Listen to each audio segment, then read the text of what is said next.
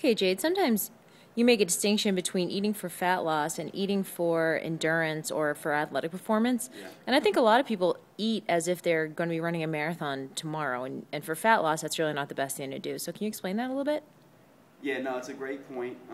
I think a lot of people, they go on, they think the first distinction people need to make is the difference between diet and exercise for fat loss.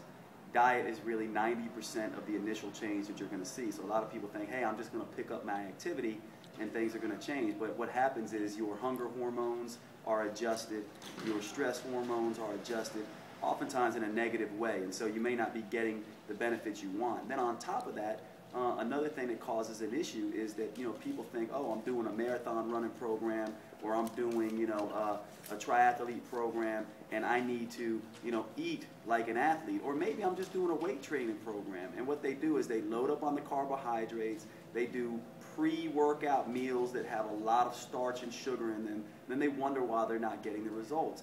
When you're eating for performance, you want to worry about fueling your workout because it's a performance-based workout. But when you're worried about maximizing fat loss, you don't really want to fuel your workouts to the same degree. What you want to do is eat so that you have enough energy to train hard, but not that you've overdone it so much that your body will not burn up calories and burn fat. And that's a key distinction. So what does that mean?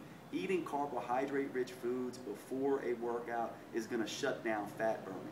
Even eating too much after a workout will shut down fat burning. The best thing to do is to use what we call the carbohydrate tipping point. And what that is eat enough carbohydrates so that you can train intensely and recover, but your fat loss results won't be impacted. The only way that you know if you're doing that is if you are measuring your fat loss results on something like a Teta scale or skin calipers or something like that, and you are tracking things like hunger, cravings, and energy levels, which are going to key you in to how hard you're training and how much fat you're burning. If you're an athlete, you don't have to worry about that so much. You just eat fuel so that you can perform better. For fat loss, you have to be very specific.